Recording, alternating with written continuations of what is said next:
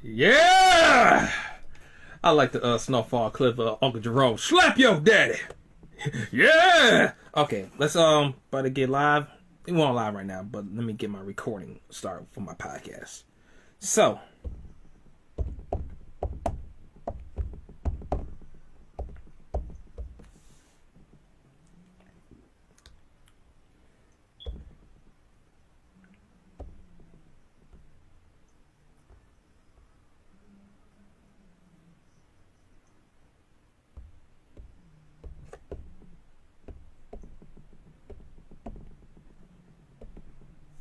five, four, three, two, one. Podcast.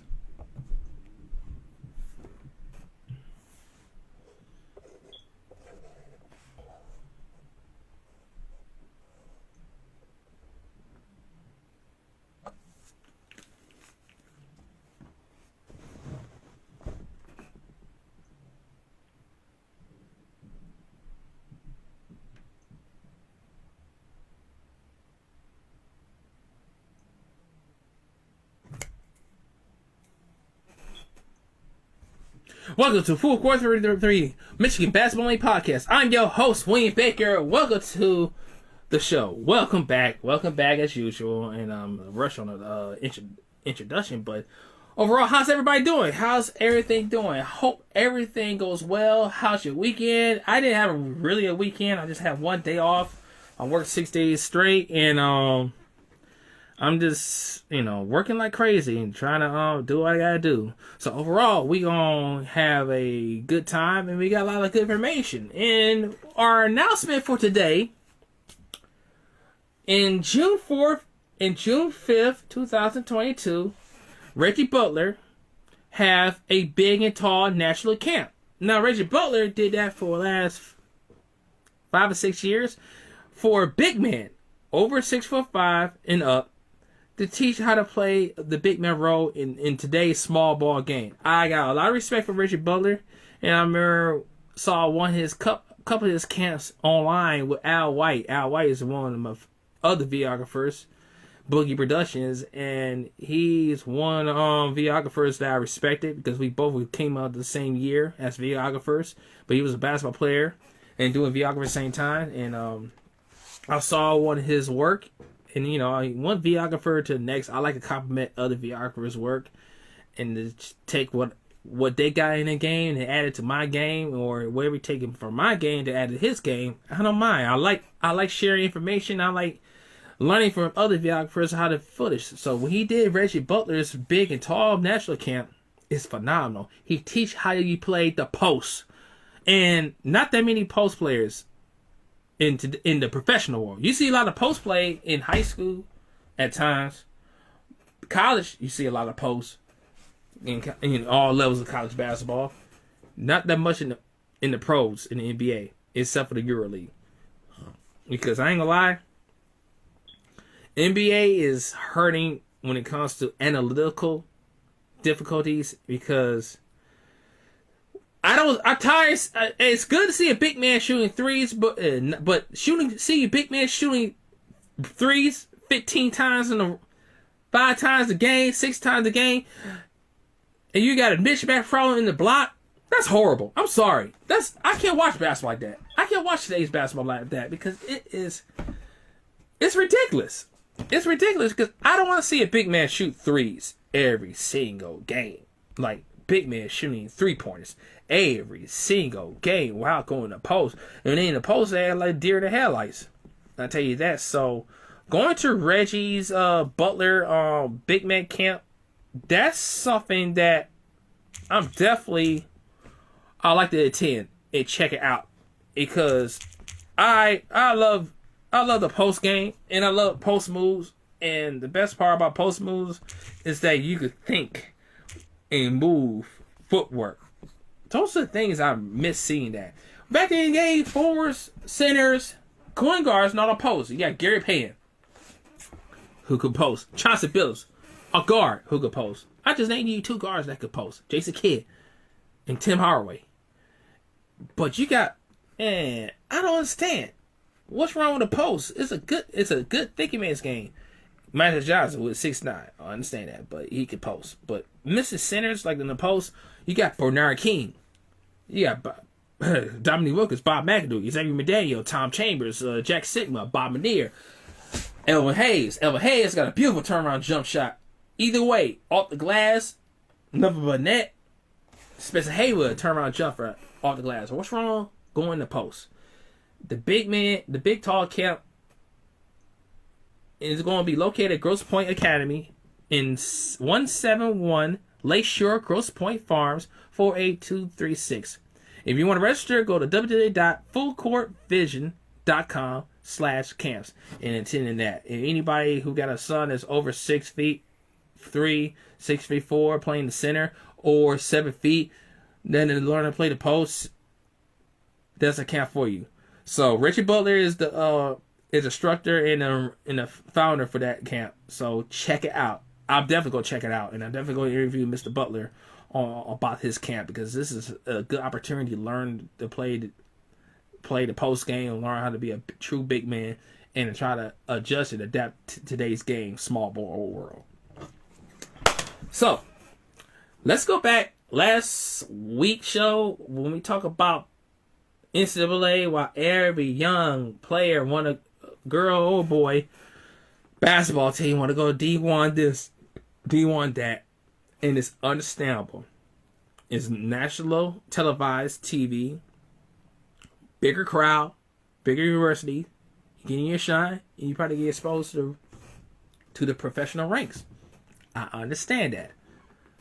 But let's talk. And the good part about it is other way. It's all right to go Division 2. It's all right to go Division 3. But I understand it's more than just going to a college basketball campus, be the big man on campus, play in front of thousands of people. It's more to that. You're a student first. You're a student and an athlete. Now, and a lot of the young people don't get a full grasp of being a student athlete and and earning a scholarship, because a lot of players are invested. You know how much a scholarship costs for a full year? $40,000 up to $80,000 a year.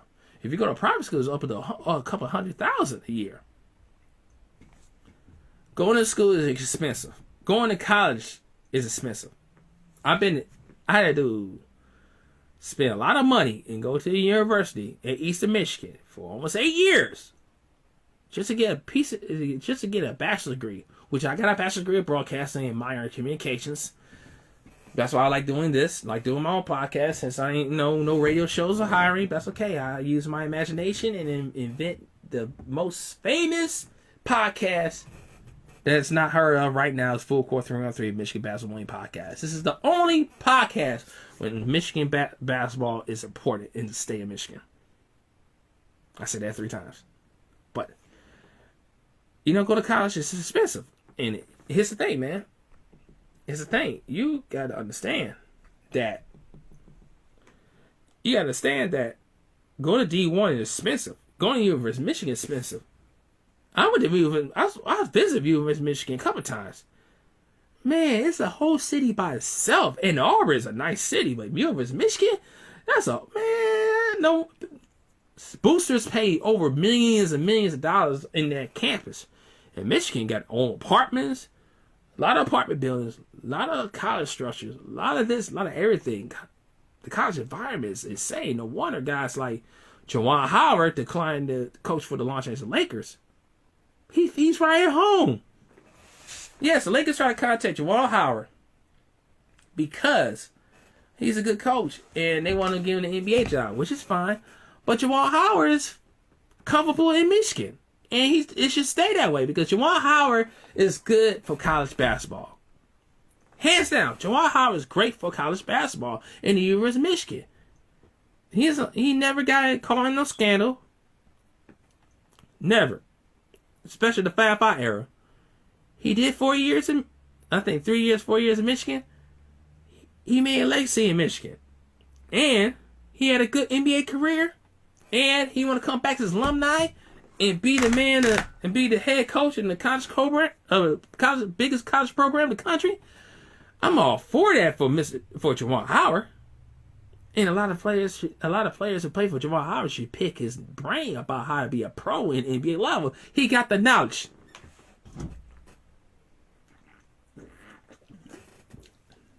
That's why I don't understand guys like Imani Bates who want to enter the transfer portal after spending a year with a NBA talent, Penny Hardaway, as a coach. Anthony Hardaway, Penny.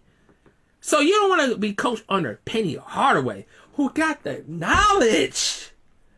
He played with Shaq. He played with Jason Kidd.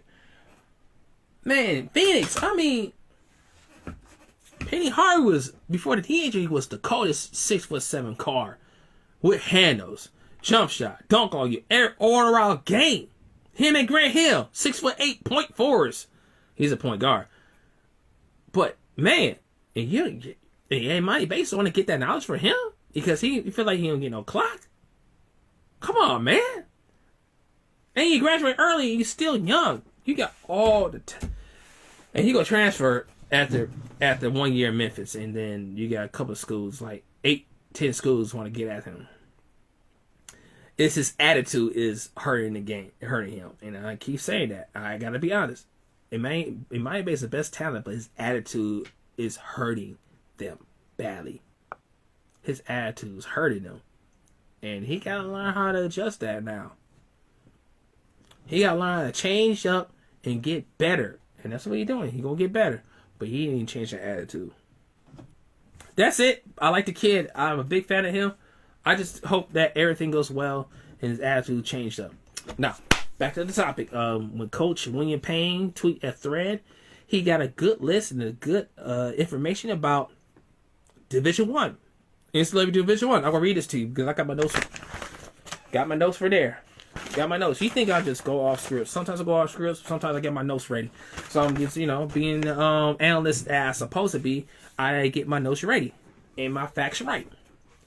Let's just start with what everyone aspires for. NCAA Division 1 men's basketball. 13 counted for men's. 15 counted head count for women's. These are simple and direct. 15 counted. We talk about scholarships. We talk about scholarships to go play Division 1. And they only got 13 spots. That's understandable. And that's how Division 1 is. 13 spots available. If you get ineligible, there's a spot, you lose your spot. First half, boom, you did it. Second half, you better get that stuff right. You gotta get your grades, academics right. If someone else tells you to take your spot. That's how it is in Division 1. Now, NCAA Division 2. Let's go back. The men's in D1 get 13 spots. And the women's, 15. But both of them in Division 2 only got 10 scholarships for each player. The equivalent and partial scholarship program for men's and women. So there's only 10 spots available. The other 3 or the other 2 won't be so lucky to go. We both be so lucky they had to go as a walk-on to earn a scholarship. Those are the ones. That's why a lot of kids go to don't want to go lower than that. My executive producer Chunks walking in. He make sure I make my dog try to make sure I make a good show on. And she get paid in dog treats. But anyways, let's go back. The NCAA Division 2 team can offer up to 10 but various scholarships greatly from team to team, conference to conference. Offer these are partially scholarships at this level. It's not a full ride, it's guaranteed. Sometimes it's not a full ride, sometimes you get grants, you get fine-sharing grants. Those are things that a lot of young people need to understand once they get recruited. You want to know, do I have a full ride scholarship? Do I have to get a partial? Those are things that they gotta understand about get college level. And let's go on the back. And let's talk about Division 3 basketball. And I'm not shocked. And I kind of disappointed why a lot of kids don't want to go to Division 3, even though they get offers. There's no scholarship in Division 3 basketball. I wish. They says there's no athletic scholarship at Division III level, but given that each institution operates with a level of an auto name, there are many instances in which Ned or Metter based on outweighs partial at other levels. Means they get grants. Means they get partially grants. Financial aid. But it's a Division III school. I kind of agree or disagree with that because some Division III's programs give out scholarships. So I kind of level off of that one. And let's go to my neck of the woods. NJCAA, JUCO, junior college basketball. And I read it what William Payne said. These can get tricky. D1 JUCOs can offer full ride scholarships. D1 JUCOs. Okay, that's understandable. However, this offer isn't the case. 15 maximum. Offer partial scholarships in junior college. Let's make it D2 scholarships. Most have 8 to 13. Division II can only offer tuition, fees, and books, but no housing. That's true and not true. I disagree with that. And that's my dog scratching. That's why I got signpost walls. In JUCO, you get scholarships programs in Division 1 and Division 2. In a little bit 3, this says in Division 3 JUCO is no athletic scholarship offered. Okay, they got financial aid. Understandable. And there's no housing. There's no housing in JUCO in Division 2. I call bullshit on that one. Let's be straight up. I call bullshit on that one. And you go sit there. You go sit there and talk about it's no housing in JUCOs. How the hell, guys? Schools got apartments. School got other apartments. If the college got offers, I feel that Division II schools like Wayne County Community College, Oakland Community College,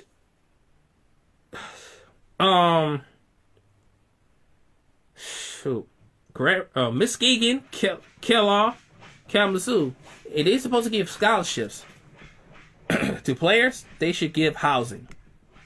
I'm just saying that. I think junior college to have, if they want outside recruits or outside people, they should do deals with apartment buildings or housing projects, not housing projects, housing in different areas, so they get it gets other students across the country who live in another state or go across the city housing a part of the scholarship program. They got to have housing. It's fair. It's fair enough that apartment buildings that make so much money. I think they should do deals for other junior colleges.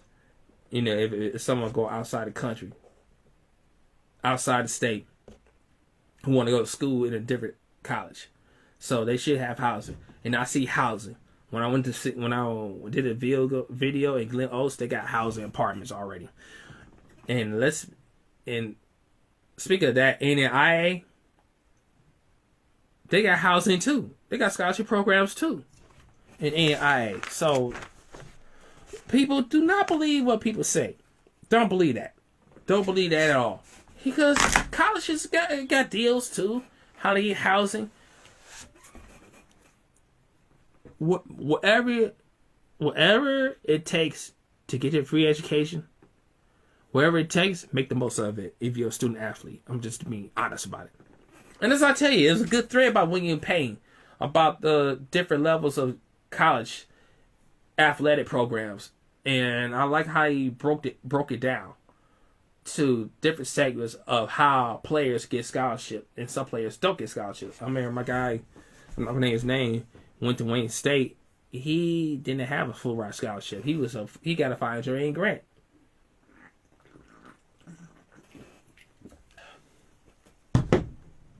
Something not promising. So, and Wayne State is not an easy ass school, easy ass college to deal with. That's a hard college. I don't want to go. I never want to go there. even though it's around 10 minutes around my house. I don't want to go there because I don't like the college environment. Eastern Michigan is no different too. So, now, since we finished with that, let's go to the NBA draft pick. We got number 5 draft pick. And I am disappointed that we can't get these 3 top picks. Chet Holmgren from Gonzaga, fine. Jabari Smith for Auburn, fine. What disappoints me, we can't get Pablo Banchero. I'm devastated. I ain't gonna lie. I am devastated we can't get Banchero from Duke. I am a Banchero fan. I saw Banchero kill in the NCAA tournament. He's 6'10", small forward with handles, post up. Got a beautiful mid-range jumper. Oh my God, unstoppable too. I miss all that, but guess what? He about to be top. He gonna be picked up by top 3, so I'm disappointed in that one. But I could settle for number 5. His 3 players that I could say, okay, we could get that for be a go-to 1-2 punch for Cade Cunningham. 1, and I like this the most than the other 2. Jaden Ivey, Poison Ivy from Purdue. He's a solid combo guard, shooting guard. You can play point, athleticism, shoot, pass, play defense, attack the rim. I saw him play at Purdue with Trayvon Williams. Nice. He is nice, I tell you. Super nice. He'd be right there with him and Cade Cunningham in the backcourt. Joe Dumars and Isaiah Thomas 2.0. Steakhouse Grant Hill 2.0. Rip and Chauncey Bills 2.0. Could we be the next duo, backcourt duo?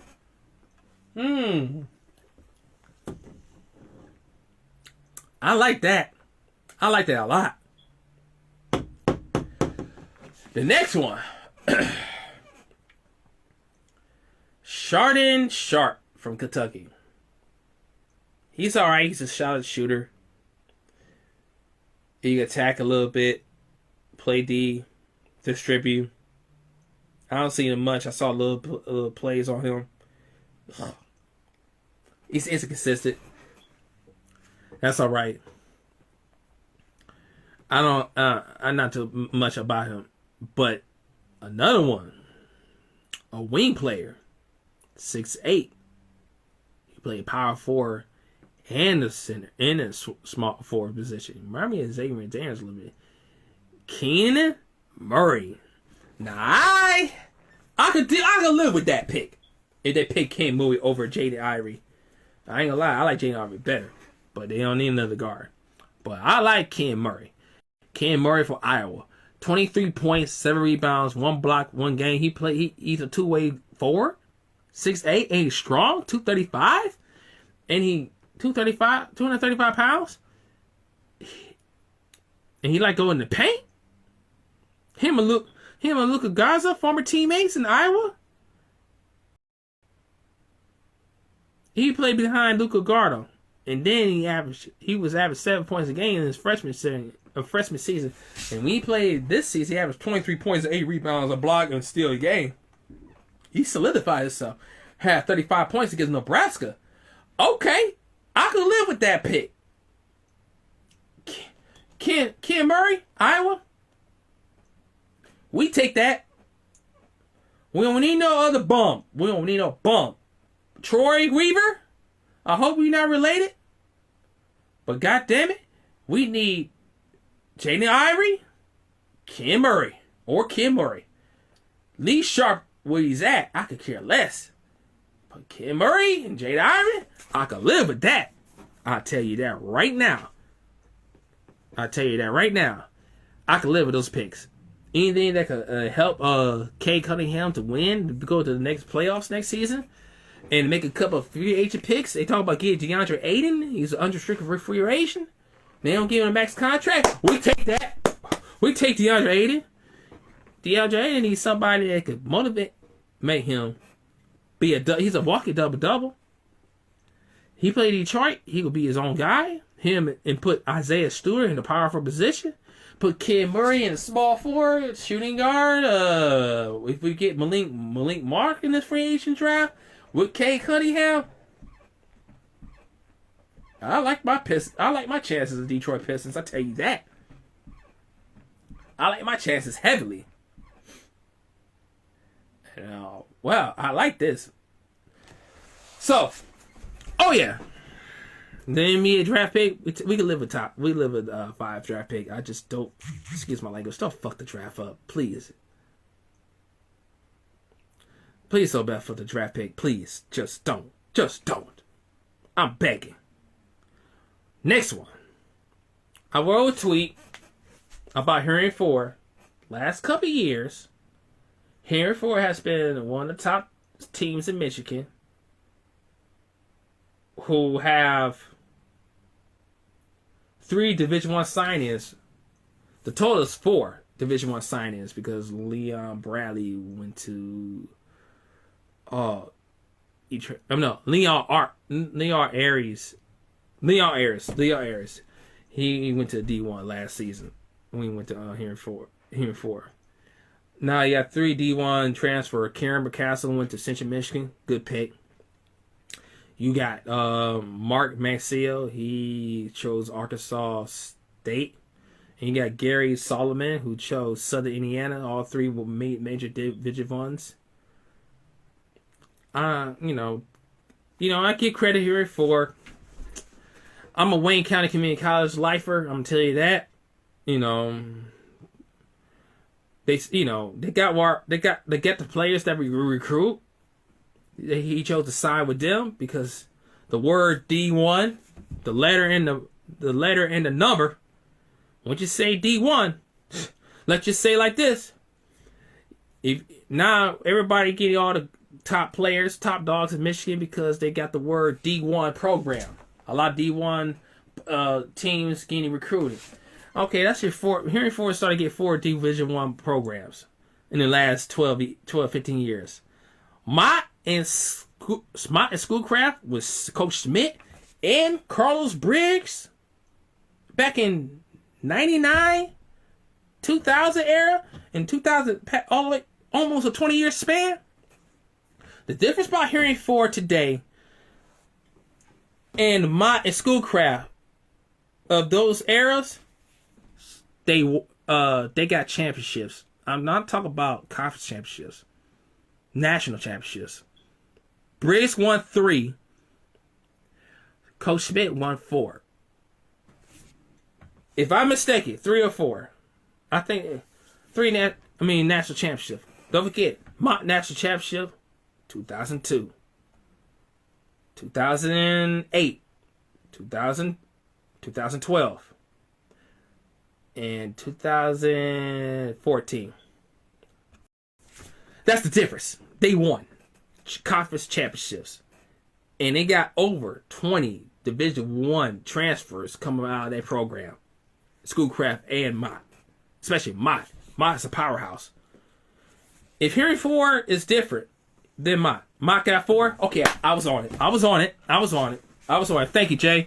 Legendary Jay Youngblood from Mott Community College. Spent 13 years overseas. Kent State legend. Overall, boom. Mott got 4 national championships. That's the difference. And Schoolcraft won 3 national championships in the early 90s and 2000s. So what Henry Ford doing is good when it comes to getting conference championships, but they don't have they went to Elite 8 twice. You know how they went down. No disrespect. They had a good program. They coming along. But when it comes to winning, Mott and Schoolcraft was top dog for the last 30, almost 20 plus years. I'm not trying to hate. I like Henry Ford, but I'm a Wayne County guy. But I'm just telling the truth.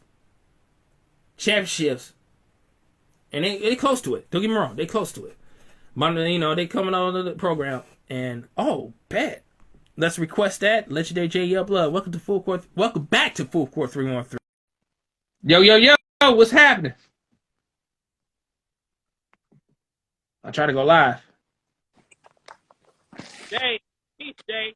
What up, What's though? happening? What's good? Peace, bro.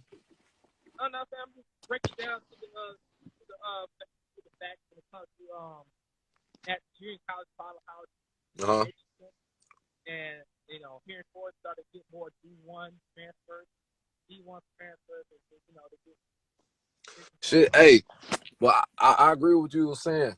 One thing I'll say about Henry Ford Community College is that, I'm gonna show respect to Coach Shep and what he doing because, we in a business like what you done for me lately. I mean, we always gotta, show love to the ones who paved the way and started. You know what I'm saying? The winning and whatnot, bro. But I like what Shep doing, and he'll get it eventually. I think he'll get there, but it's just gonna take these little punches that he's taking right now when he going to the national championship to go ahead and bring that to the crib. You know what I'm saying? most definitely. One thing I like respect about Chef is he's young. He's still young. He's about our age. He got Yeah. a good recruiting. He got a good staff. He got a good staff, and he's being the people. He's just close to it. He got to do one more step, one more hurdle to get into that formula to winning that championship. Nick and Brig got their formula. They follow the same program, but it's a different era. Mm-hmm. It's a different era. Like both days. But shit, even I don't know so much about Briggs because I don't know the history of Schoolcraft. I mean, I know they have a great program. But like Schmidt had a couple bumps and bruises before he got his first one. Like I remember when I first got there, shit, Smith, they had came in third place, I think the year before, and then the year before that, it came in like fourth down in Danville, bro. So it was like they was getting to that national tournament, but they couldn't get over the hump, man. And my first year, we got that joint. We ended up going down there and getting it. But Yeah, I got Pete. huh? I got Pete. You got Carlos English, Christian Chess. They stand. This is before Los. This is before Los. This was weak and ish. We. And them was the only two sophomores that we had. Everybody else was freshmen. Neek, Corey Brown, Jay Sad, Fritz. Damn, man. Yeah, dog, that was it, man. That was some times. And Dorsey just chimed in. Dorsey, he Schoolcraft. We played him my freshman year, man, but he know about the history of the Schoolcraft and the vibes. But one thing about Chris,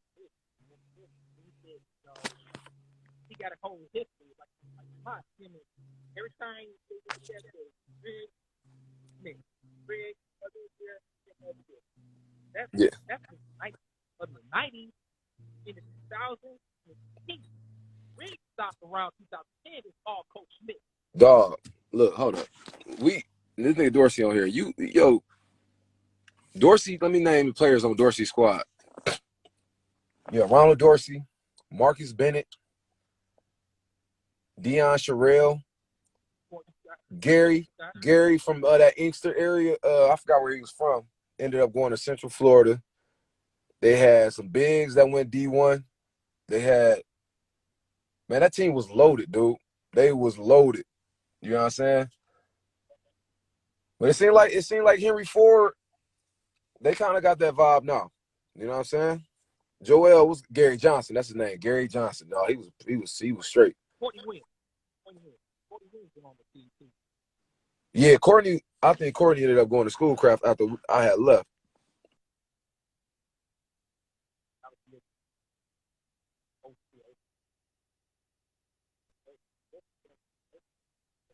My bad, bro.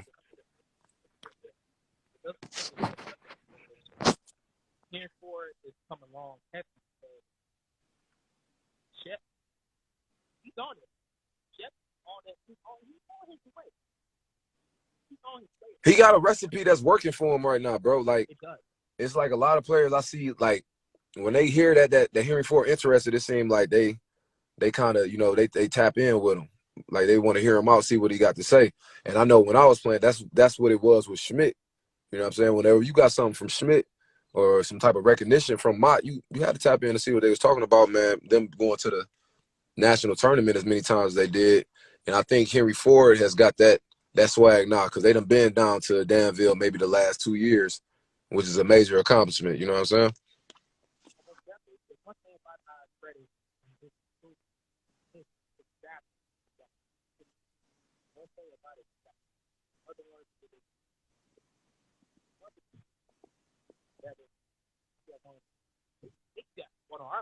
They got one of our project business at Wayne County. I think Ty last year. We try to get him forward. Be like, we got. I understand that him Omar Zinger in high school. For a year, a serious year, and he came back. So we got to keep that if he got the right pieces for it, if they still do the same formula, I think we got a chance to win it all in 2026. They close. And the dope part I like about like them going to Danville, man, like them going the last 2 years, and then you see 3 of their players from this year go D1.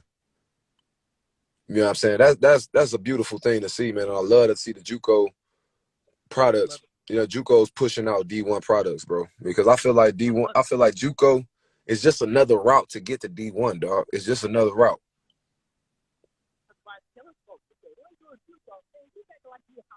You get the best competition. It elevates yourself, elevates the game. It makes you more hungry. I remember in that first interview, though, that he got on that one or two. He was a mock, the hunger comes. Man, once a kid feel like they got something to prove, that's what super basketball about. You got games. You have the grades in our game. We showcase who it is. They do that time. You can tell. I tell kids who went pro. I mean, who went to transfer to his 4-year period in pro after I would know 6 years later. 6 years later, 40 years ago, it's today. Which you go pro. You got them. So I don't. Luka finally got the respect that they finally. But then they come back to that, just about your love for basketball. And it's not against nobody. It's just, you know, everybody's preference is different. Like me, I love basketball, bro. Like I wasn't going to college for anything else but basketball, bro. That was it. You know what I'm saying? And it was because I love the game. I love the game. And so that's why I get confused sometimes. For me, it's confusing, but it's not really it's not a knock on nobody, but when you see a cat go to a D2 or a D3, it's like, man, damn, but like I can see this dude got the potential to be a D1 athlete, bro. Like why he just, and it's like believing in yourself too. Cause I damn sure, like, yo, it wasn't nothing you was gonna tell. It wasn't heavily recruited, bro, but it wasn't nothing that you was gonna tell me when I went to Mott. Like, yo, I knew Mott was the destination to go in order to go D1. I wasn't second guessing nothing. I know I'm a D1 athlete, bro. I just need an opportunity. And shit, JUCO presented that, dog, 2 years. And it still gave me 2 years to develop, but also prepare me for the 2 years I had left when I went to D1.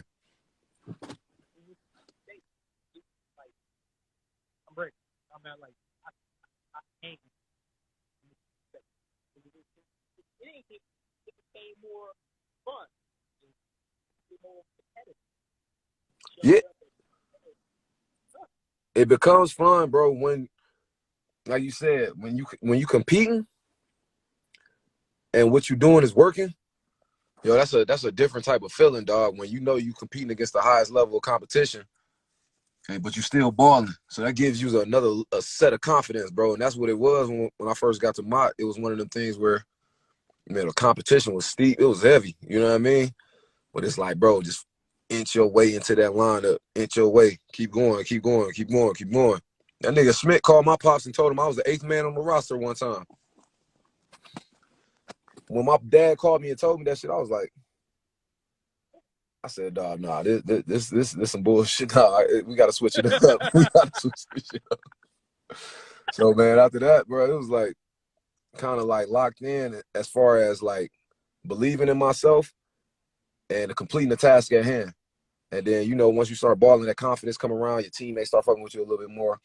And your teammates start vouching for you a little bit more. Next thing you know, bro, bam, crack the starting lineup. You in there. You know what I'm saying?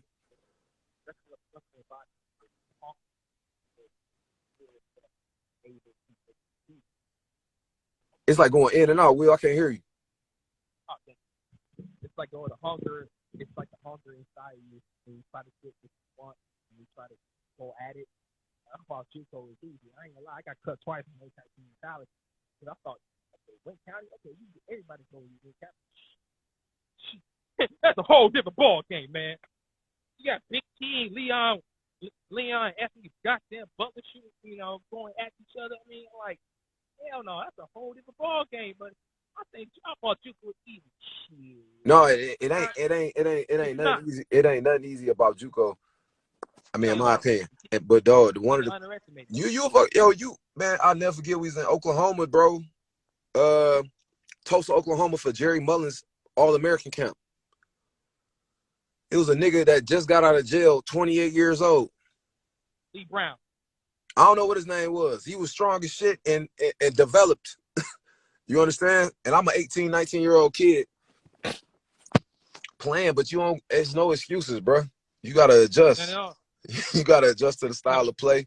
It was over 90 coaches on the sideline watching on the 4 basketball courts they had out there. You gotta think on the swivel. But that JUCO shit is not. I'm talking about speaking on the national stage. It's something to be respected, bro.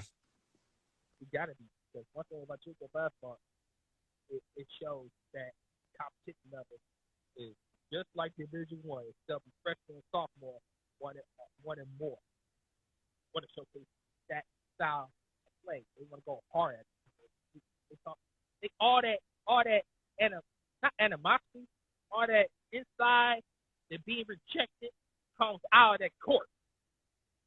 Anything being rejected comes out of that court, they going hard at it. That's what I love about you. The hunger of being doubted, bro. Yep. The hunger of being doubted, like not being ranked, bro. And it's like you feeling that you gotta prove yourself to the people or something, man. That shit burned deep, dude. And I ain't gonna front, man. That shit burned like that for a minute as a basketball player because, you know what I'm saying? I know me as a competitor, all the love I get and had and got from basketball, you know, I greatly appreciated it. But I don't know, like my mind, I was always looking for the naysayer. I was looking for that nigga like, hey, he said what? Oh, they said I can't do this. They can't say, and it motivate. Use that. Man, every athlete do that. Use that as motivation, bro. You know what I'm saying? The doubters. I like it. And it creates something inside of you, man. And you know, you feed off of that for a while, man. You feed off of it for a while, but it helps you get to where you're trying to go. That hunger.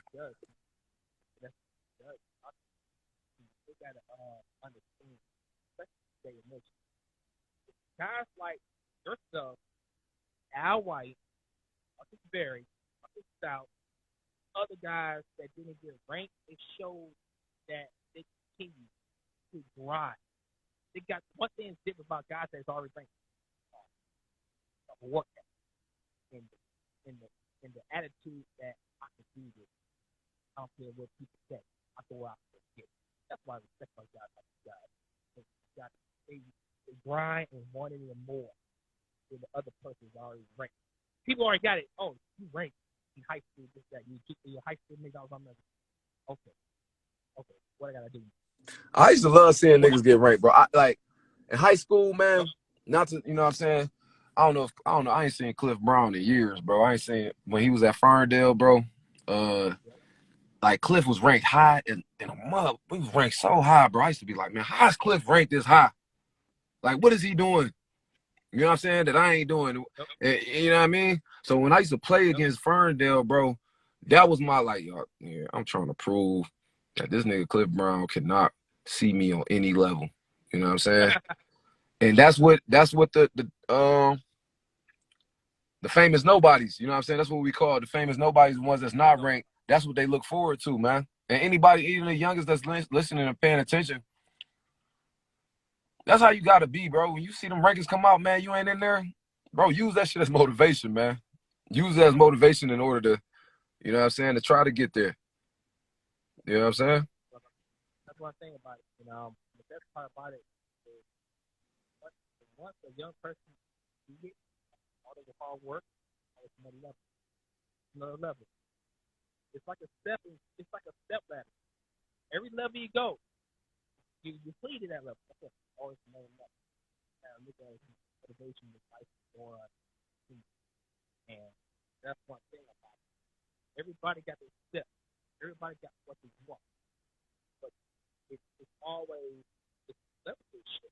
It's just straight up. It's just a level. Because one thing you got to do, one day first chip, then you can get another. Or you get another. It's always more to prove. That's one thing about this game of basketball. It's always more to prove. Either that or get it. Yeah, Will, what you just said so key, bro. Like as far as like not settling, continuing to sharpen your razor. You know what I'm saying? Your game, right? So you get to a certain level. I ain't gonna front, bro. Kind of happened when I was playing professional. It's like, man, you kind of get used to it. Off season, come home, boom, preseason, season start, and then boom, you just keep doing it. And that's one thing I messed up, not setting new goals. Not, hey, this year I'm about to do this. You know what I'm saying? This year I'm about to do this. That's what will really separate you from the competition and your peers. Some niggas get used to it. I'm just hooping overseas. That's what it is. Other cats, man, when I get back over here, bro, we about to win this chip. Or we trying to win this cup. Or we trying to do this. We trying to do that. Man, the game, dog, I'm 37 now, still learning. I'm learning shit more teaching these kids than I did down there when I was playing. Last year, when you start, I remember last year, young people, young kids,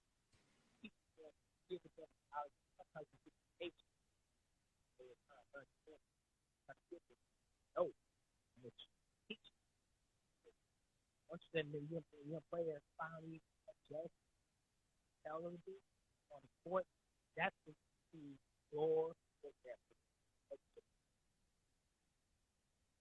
Repeat that last part, Will, because it broke up. The mic. The next my mic. Now. I got you. Now, when you got the next player, you teach them what you know. It gets frustrated at first. Now, month after month, start to get better, start consuming, start believing, and now they can see. That's when you know you did your job. Yeah, and like you said, let's keep coming back. It's a level of consistency. Like the best player on my AAU team, Jake. This dude been busting his ass for the last year and a half, coming to me 3 times out of the week consistently. Right? Now, bro, he almost the best player on both teams, 7th and 8th. But it's that hunger that he got, and his approach to the game totally different from a lot of the players that I train. You know what I'm saying? You can see with him, dog, it's something written over him that say, dog, I'm trying to make it. I'm not either trying to get a scholarship or I'm trying to make it to the league. You know what I'm saying? And for me, dog, when I see stuff like that, bro, because look, I wasn't doing all of that when I was in middle school. All we was doing was hooping. All we was doing was hooping. That's what we did. We don't know how development centers today. These kids got development. But that just shows you how advanced the game, like how far the game has came, bro. That just lets you know how far the game has come. You know, it's detailed, man. It's detailed, super detailed. And repetition. Yeah. Detail and repetition. I mean, everybody do the same thing today's game, but it's like rehearsal, dancing. Like you learn how to do this. You learn how to do this. You learn how to do this one step, the first step, the pivot dribble, the pivot area, the jazz fake, the pump fake, or keep going again. It's like dancing, ballroom dancing like it is today, because a lot of these kids are doing repetition of new drills every day and doing it on the court. It's like it's repeating itself. Maybe that's one thing I'm low key getting away from, man. For real, was like having them fall in love with cones and drills and shit. Like lately, man, I've been on heavy read and react. Like you have to know what to do when this happens.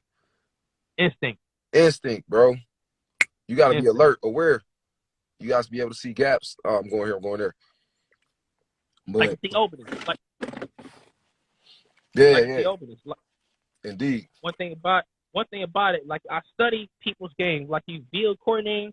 When I'm scouting, when about your game, you on the left elbow or the right elbow, most of you are right.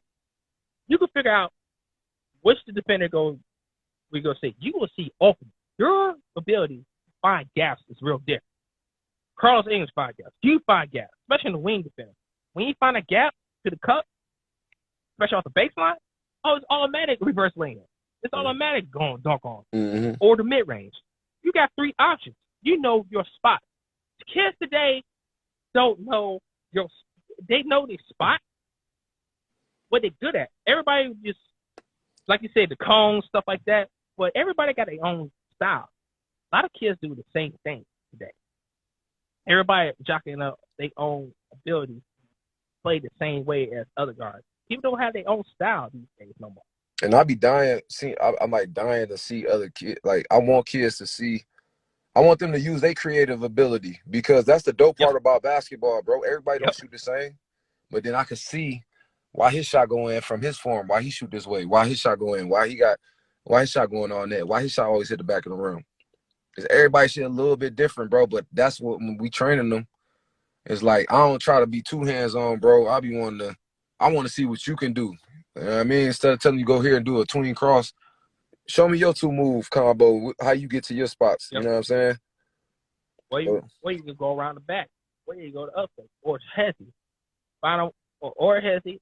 Or find the mid range, pop up. Nobody used the glass. No, I mean, bro, from when I watch it, I see a lot of different things, man. Like I seen a kid today, he had a nice ass, like he like going right hard, and then he had a nice little step back, little side step going right. You know what I'm saying? I seen another kid do the same move, but he liked to snatch. You know what I'm saying? It's all different. Like, I love to see the creativeness of these kids, bro. Just let them be free. You know what I'm saying? And correct what you know is wrong, but let them be creative because you'll never know how high that ceiling will be, bro. And be different. That's the one thing about these players. They got to learn. Today's players, they got to learn how to be different. And being different is different. Being different makes the game more interesting. And the game if the game's the same, it'd be boring to watch. Facts. If the game is different, that's what makes it interesting. And what you're doing, man, Jay, I always respect and love what you're doing, man. No, appreciate it, bro. Appreciate it, man.